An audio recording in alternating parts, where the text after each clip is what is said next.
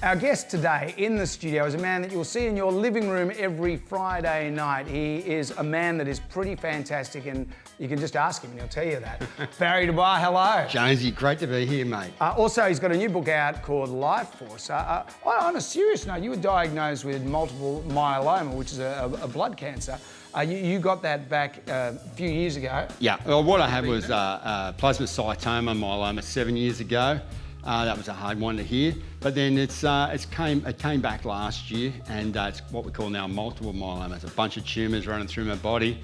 Me and the scientific world doing our best to knock those on the head. Sure, but you look good. You look really good. Yeah, I think that's the key to anybody going through treatment is prepare yourself as if you're running into a grand final or something.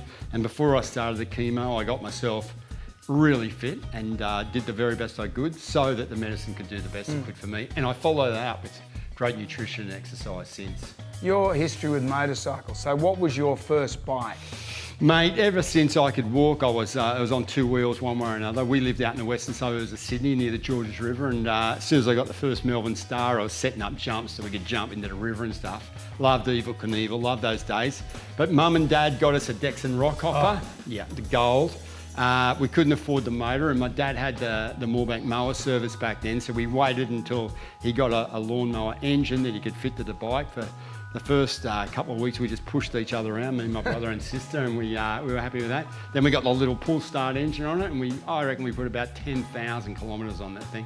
Geez, they were simple times, weren't they? Yeah. The kids these days, they all seem to just get a motorbike. Yeah. Have you noticed that? They're like a kid will get it's simple. A brand new trail bike, all the gear and everything like that, and the trailer. Yeah, and those days, the sound of the suburbs, you'd be screaming down the dirt road, and you'd hear ring, ding, ding, ding, ding, when the chain had come off. You know, I loved it.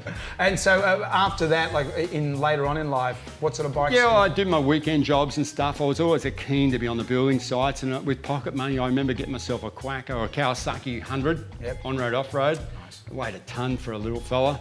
I rode that, but as soon as I got my apprenticeship, the day I got my apprenticeship, I went out and get the YZ 125.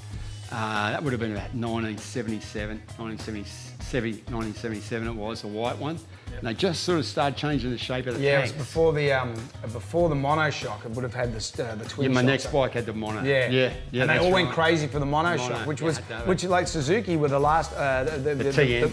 And they had the PE. Yeah. 175s and stuff with the twin shocks, and then they brought in the monoshock, and everyone said, well, the twin shock was actually pretty good. Yeah. There's a lot of suspension. Well, I don't know what happened there. We rode motocross. I was at the Moorbank Motocross Club, and you know, I did all right. Pulled a few turns, hit a few jumps, but you know, life went on, and I started chasing girls and travelling overseas a little bit more, and I fell away from the dirt bikes a bit. But then just only recently, it was back before my last cancer. My brother rang me up, and he said he was at the Honda dealership, and he was about to buy a new CRFX 250. I said, bugger that, get me one. Right, and that was it. That was it. We sort of got back into going down to Belangolo, and we go up north there towards Gosford and stuff as well. You've had road bikes though. Tell us about them. Yeah, I love the road bikes. I started off on a V-Rod, and I just got that by chance. A mate of mine went out to buy a postie bike so he could get his L's, and I saw this beautiful black V-Rod there, and the bloke put a price on it. I said, I'll have that. And that was it? Yeah, I love that. What did you, the big diversion from riding around on a CRF to a V-Rod? You know, I've always loved bikes, and I've always watched the bikes, and yeah, but riding's riding, isn't it, really? If you can keep your feet on the pegs, you're halfway there, I reckon. Exactly. You've got your shiny side up and don't fall off. That's the one. That works for me. Unlike you lately. Hang on. You've dropped it a few times. Yeah. If I'm not in action, I'm in traction. So with you went to after that you went to an adventure Yeah, I threw in a little Triumph Thruxton there as well. Just a beautiful classic motorbike. I got that, but both the Thruxton and the Harley were too hard on the back with the big stitches through the neck and all the jarring in my spine after the cancer. I needed a bit of comfort, and I was mentoring my nephew there. He lives with his single mum, and I wanted to get out into camping and a bit of nature and that. So we got the big GS 1200 with the panniers and everything, and we did a lot of those 2 or 3 day rides where you just stay out overnight, camp by a river or something like that.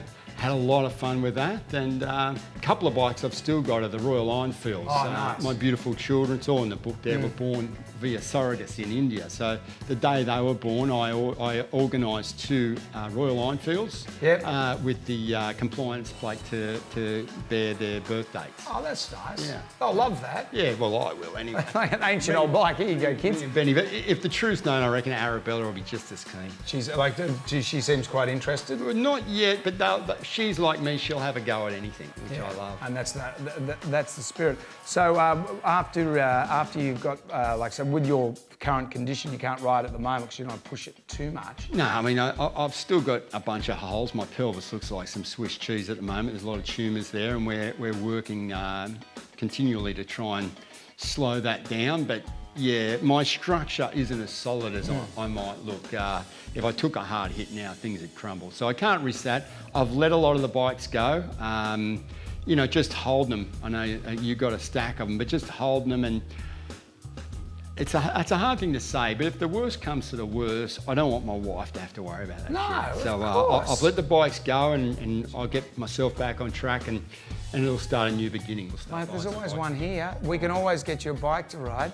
Now, before you go, Amanda Keller, what's she like? You know as well as I do, mate. She's the smartest, most beautiful, kindest human being on earth. She really is. I love everything about that woman. She's held my hand for the last 7 years, mentored me through TV, and quite frankly, supported me very strongly through what I like to say is the toughest time of my life. And she's been amazing to me, as she has with you. She's a true friend. And if I have more time, I'd keep talking about it. Well, if there was anyone that can get this through, it's you. You're the guy, Baz. Yeah, well, I'll back myself against anything. I'm going to give it the best shot someone can give, and if it gets me, it's going to get me with a good fight. Baz, good on you, mate. Thanks for coming into the studio. Thanks, champion. Life Force is available now in all good bookstores. Baz du Bois, thank you. Thank you, mate.